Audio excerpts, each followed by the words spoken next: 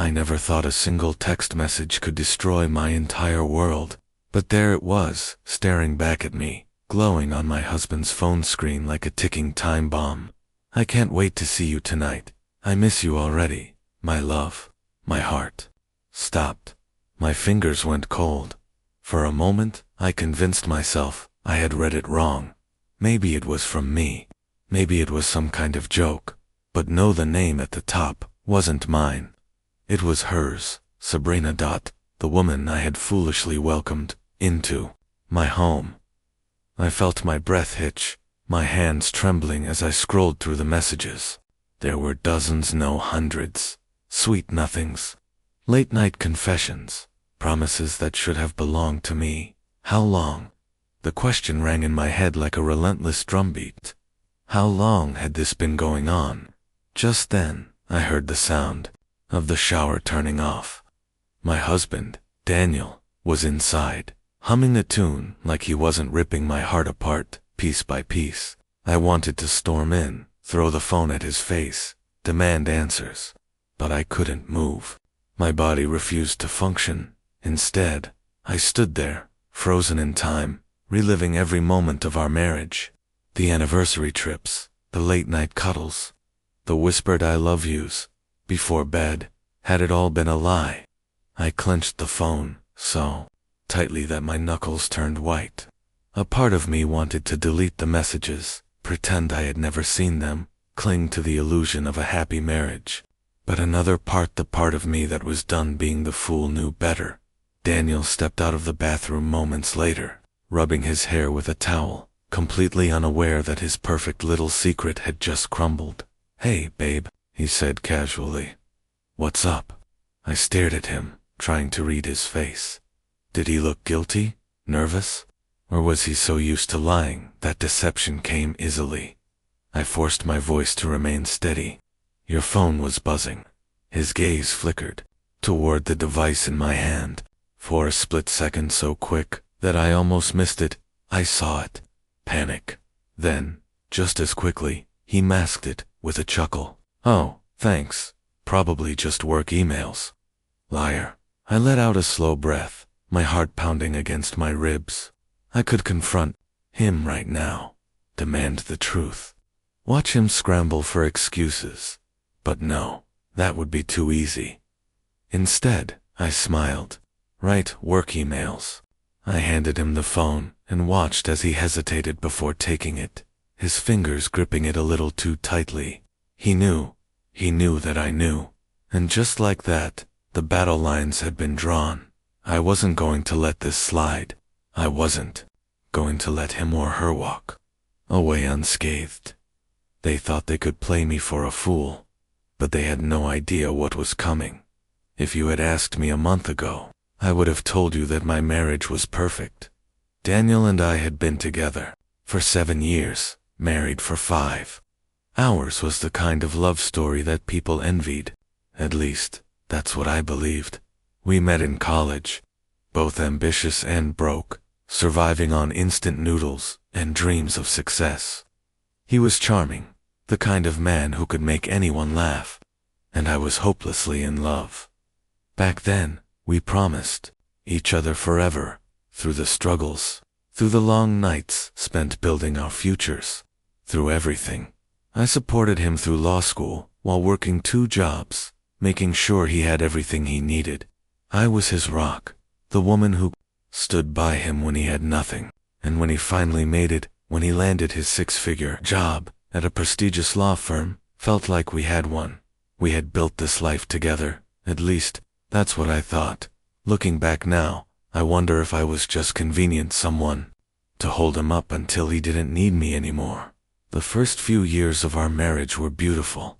We traveled, built our dream home, talked about having kids one day. Daniel was attentive, affectionate. He made me feel like the luckiest woman in the world, but then things started changing. Subtle at first. The late nights at work, the unexplained absences, the way his phone never left his side. I noticed, of course. How could I not? But every time I asked, he had a perfectly reasonable excuse. "Big case, babe. You know how it is. Just tired. Love. Work is exhausting. You're overthinking things. Come here, I love you. You know that. And I believed him, because I wanted to. I told myself he was just busy, that stress was making him distant, that our love was still there, just buried under the weight of responsibility. Until Sabrina. Sabrina was one of Daniel's colleagues. Young, brilliant, stunning, the kind of woman people noticed when she walked into a room. And I had liked her. She had come over for dinner, sat at our table, smiled at me as if she wasn't secretly stealing my husband. I had trusted her. I had trusted them both. Now, standing in our bedroom, the weight of his betrayal sitting heavy on my chest, I felt like a fool. How had I not seen it sooner? Maybe I had. Maybe deep down, I had always known. But love makes you blind, or maybe just too hopeful. Either way, I wasn't blind anymore. I had spent years building this marriage, this life. I had sacrificed, endured, believed in us when things got hard. But he had thrown it all away. And as I watched him now, his easy smile, his casual demeanor, I realized something. He had no idea what was coming. I wasn't just the devoted wife who would cry herself to sleep. I was the woman who had given him everything, and I was about to take it all back. I should have confronted him that night. I should have thrown his phone at his face and demanded the truth. But something inside me held back. Maybe it was the numbness. Maybe it was the quiet rage settling into my bones, replacing the devastation. Or maybe, just maybe, I wanted to see how far he would go with the lie. So, I said nothing. Instead, I played my role, the perfect, oblivious wife. I kissed him goodnight. I curled up next to him, my head on his chest, listening to the heartbeat of the man who had been lying to me for God knows how long. And in that silence, I made a decision. I wasn't going to confront him yet. I was going to gather proof. The next morning, I woke up before him, my stomach twisting in knots. But I kept my face neutral, forcing a smile when he pulled me in for a lazy morning kiss. "Busy day at work?" I asked casually, watching for a reaction. He stretched, yawning. "Yeah, probably won't be home until late. The Simmons case is eating up all my time." A lie. I knew for a fact that the Simmons case had settled last week. He had told me himself. I nodded, pretending to believe him, but inside, I was screaming. He got up, showered, got dressed, and kissed me on the forehead before leaving. And as soon as the door shut behind him, I sprang into action. The first thing I did was check our bank statements. Daniel and I shared an account, though he had a separate credit card for work expenses. I had never thought to check it before, but now I was looking for blood, and it didn't take long to find it. Lavish restaurant bills on nights he told me he was working late. Hotel stays, one in particular, booked last weekend when he claimed to be at a business retreat. Jewelry store receipts, a diamond bracelet, $4,300. Not for me. I pressed my lips together, my hands shaking as I scrolled through the transactions. There was no denying it now. Daniel wasn't just having an affair, he was funding his mistress with our money. I felt sick, but I wasn't done. I grabbed my phone and did something I never thought I'd do. I followed my husband. That evening, instead of going home, I drove to his office and parked across the street. I kept the engine running, watching the building like a hunter waiting for prey. Minutes turned into an hour, and just when I thought I might have miscalculated, he walked out. Not alone. Sabrina was right beside him, her laughter ringing through the air as she slipped her hand into his. I gripped the steering wheel so tightly my fingers ached. Daniel hailed a cab, opening the door for her like a perfect gentleman. She stepped inside, and he followed. I didn't hesitate. I pulled into traffic, following the cab at a safe distance, my pulse hammering in my ears. I didn't even know what I was going to do when I caught them. Was I going to storm in, cause a scene, slap Sabrina across the face and watch her perfect little world crumble? I didn't have a plan. But then the cab stopped, and I realized exactly where they were. A 5-star hotel. I watched in cold, stunned silence as my husband placed his hand on her lower back, guiding her inside like she was his wife. I should have cried. I should have screamed. But all I felt was clarity. This was it. The final, undeniable proof. And just like that, my love for him snapped. He was dead to me. But he didn't know that yet, and I wasn't done playing this game. I sat in my car outside the hotel, my hands clenched into fists so tight my nails dug into my palms. The golden glow from the lobby lights cast long shadows, stretching across the pavement like eerie ghosts. Mocking me, Daniel and Sabrina had walked in together, like a couple, like I had never existed, like the 7 years of love, sacrifice, and devotion I had poured into our marriage meant nothing. I should have stormed in. I should have ripped open that door, screamed, and let the world see his betrayal. But instead, I sat there, frozen, not because I was weak, not because I didn't want to face the truth, but because for the first time in my life, I wasn't just reacting, I was thinking. Daniel expected me to be home, waiting for him like a fool. He expected me to believe his excuses, to look the other way, to accept whatever breadcrumbs of love and attention he threw my way. But I wasn't that woman anymore, the woman who gave everything and got nothing in return. She was dead. In her place stood someone new, someone colder, sharper, someone who wasn't just going to walk away. No. If Daniel thought he could play me for a fool, he was about to realize he was the one being played. The next few days passed in a blur. I went through the motions of normalcy, pretending like I didn't know. I still made his morning coffee, still kissed him goodbye, still smiled like everything was fine. And every time he looked at me, I saw it, his confidence. He thought he was untouchable. I watched him, studied him, the way he'd check his phone when he thought I wasn't looking, the way his texts were suddenly typed with his phone tilted away from me, the way he smelled of perfume that wasn't mine when he came home late. And I felt nothing. Not heartbreak, not sadness, just a quiet, simmering rage. I had built my life around Daniel. I had supported him when he had nothing. I had given him my loyalty, my time, my love. And this is what I got in return. A liar, a cheater, a coward. It made me sick to think of all the times I had trusted him, all the times I had believed his empty words. But I wasn't going to cry. I was going to destroy him. A week later, I started putting my plan into motion. The first step, preparation. While Daniel was out, I gathered everything. Bank statements, property documents, investments, anything tied to our marriage. What I found made my stomach twist. He had been hiding money, transferring funds to an account I had never seen before, thousands of dollars. That's when I realized he had been planning this for a long time. This wasn't just a mistake. It wasn't just an affair. Daniel had never intended for me to have anything. I stared at the numbers on the screen, a sickening realization settling in. He wasn't just cheating on me. He was getting ready to replace me, and I had been blind. For years, I had believed in our love.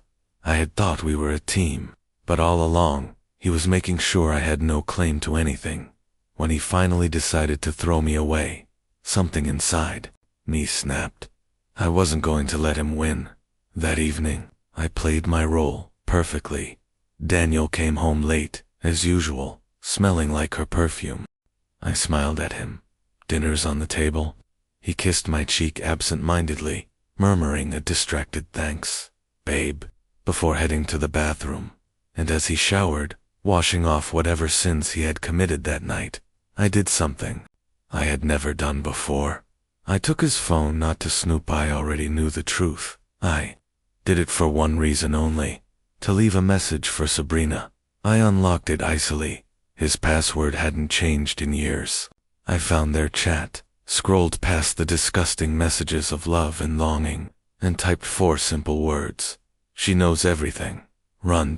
Then I placed the phone back, right where I found it.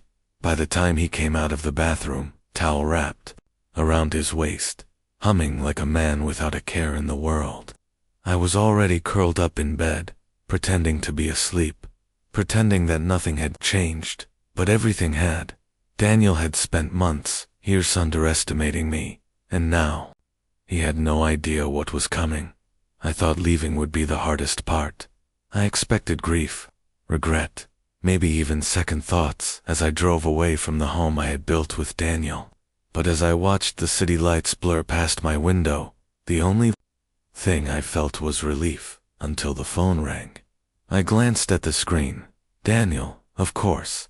He must have come home by now, must have seen the empty house, the divorce papers, the evidence of his betrayal, neatly laid out like a funeral display for our marriage. I didn't answer, but the calls kept coming. 5 times, 10, then a flood of texts. Where the hell are you? What is this? A joke? Come home. We can talk about this. I almost laughed. Talk. That's all I had ever wanted, to talk, to be heard, to have my feelings matter.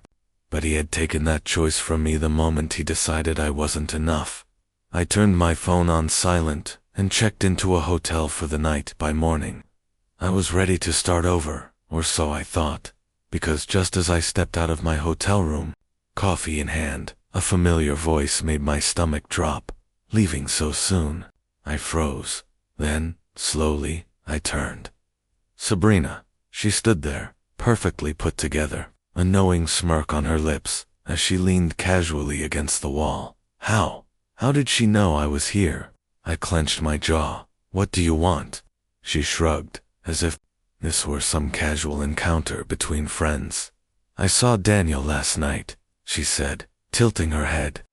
Poor thing was in shock. He didn't see it coming. Neither did you, I wanted to say. Instead, I stayed silent, waiting for her to get to the point. She stepped closer. But you know, this isn't really going to change anything. I frowned. Excuse me. Sabrina sighed, almost pityingly. Daniel and I, we're meant to be.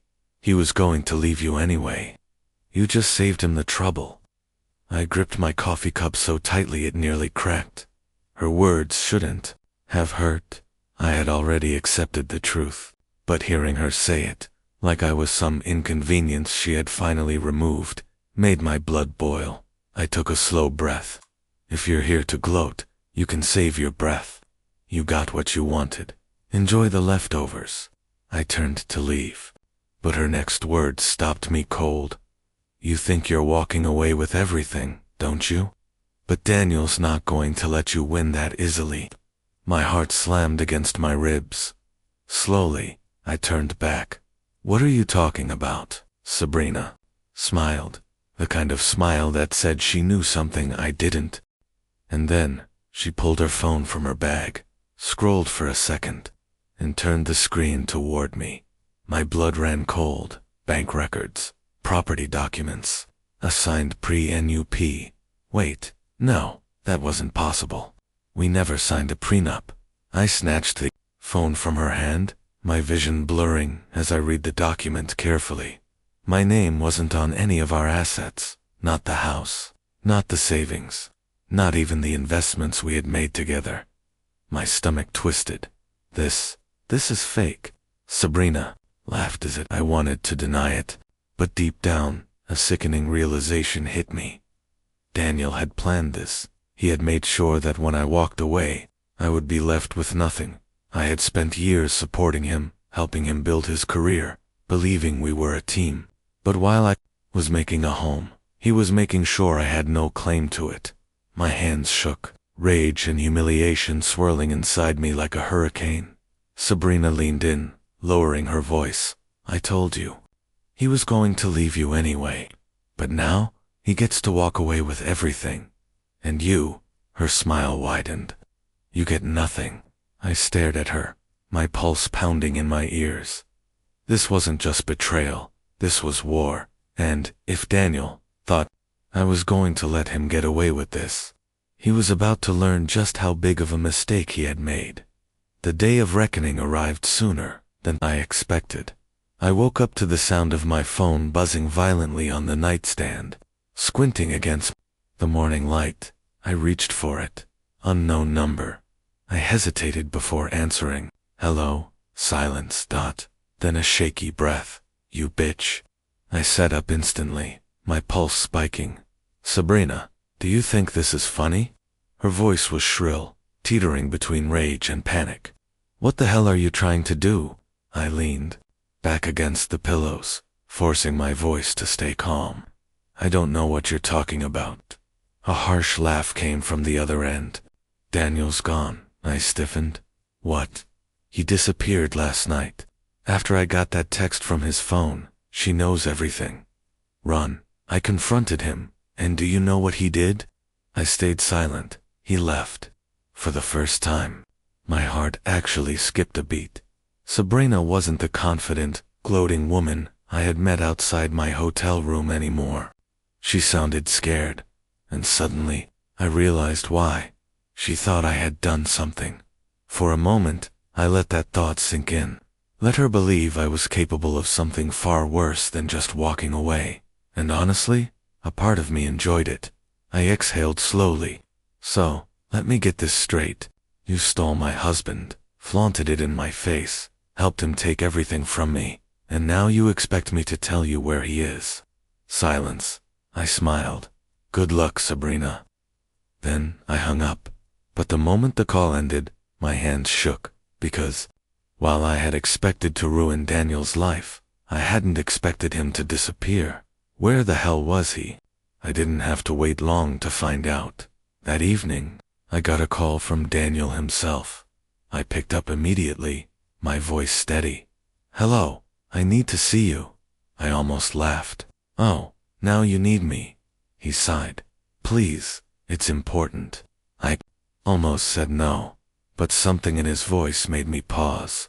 It wasn't just desperation, it was fear, and I needed to know why. When I arrived at the cafe he had chosen, I spotted him immediately. He was sitting at a corner table, his usual confidence gone. His shirt was wrinkled, his hair disheveled. There were dark circles under his eyes. This wasn't the Daniel I knew. I sat across from him, folding my arms. You have 2 minutes. He looked up, and for the first time in years, I saw something real in his eyes. Regret. Everything's gone, he whispered. I frowned. What? My accounts? My investments? The house? The firm fired me? Sabrina cut me off. I have nothing. I blinked. Excuse me? He swallowed hard. I don't know what happened. 1 minute, I had everything under control. The next, it's gone. I tilted my head. Let me guess. Sabrina didn't exactly stick around when she realized you were broke. He laughed bitterly. She was gone before I could even explain. I stared at him, waiting for the moment it would come, the excuse, the plea for sympathy. Instead, he looked down at his hands. I messed up. I raised an eyebrow. No kidding. He sighed. I know I don't deserve your help, or your forgiveness, but I need to know. Did you do this? I sat back, taking my time. Did I? No. But had I set things in motion? Absolutely. I had sent my lawyer all the evidence of Daniel's hidden assets. I had forwarded emails, records, and transactions to his firm, proving his unethical dealings. I had made sure that every financial move he made was exposed. But I hadn't expected it to happen this fast. I studied him. Would it matter if I did? He let out a hollow laugh. I guess not. For the first time since I discovered his betrayal, I felt pity. Not because he had lost everything, but because, in this moment, he finally saw what I had seen all along, that he had destroyed himself. I stood up. Goodbye, Daniel. He looked up, his eyes searching mine. That's it. I smiled. That's everything. Then I walked away, stepping into my new life, without looking back. Walking away from Daniel that night should have been the end of the story. But life doesn't tie things up neatly in a bow. 2 weeks after our final conversation, I received an email from my lawyer. Subject line, case closed. I opened it, scanning the contents quickly. The divorce was finalized, just like that. I was free. I stared at the words for a long time, letting them sink in. I had spent years building a life with Daniel, and now it was officially over. But instead of sadness, I felt something else. Relief. I took a deep breath, exhaling the last remnants of the weight he had placed on me, and then, as if fate had a sense of humor, my phone buzzed with a new message. Daniel. I hesitated before opening it. Daniel, I know I have no right to ask, but I just need to know. Was there ever a time you were happy with me? I read it twice, my chest tightening. There was a time when I would have answered with my whole heart. A time when my love for him had been real, pure, absolute. But that time was gone. Yes, but happiness, built on lies, never lasts. I hit send, then blocked his number. That was my closure. A month later, I had rebuilt my life. I found a beautiful apartment all mine. No ghosts of betrayal, no memories of a love that had crumbled. Just a fresh start.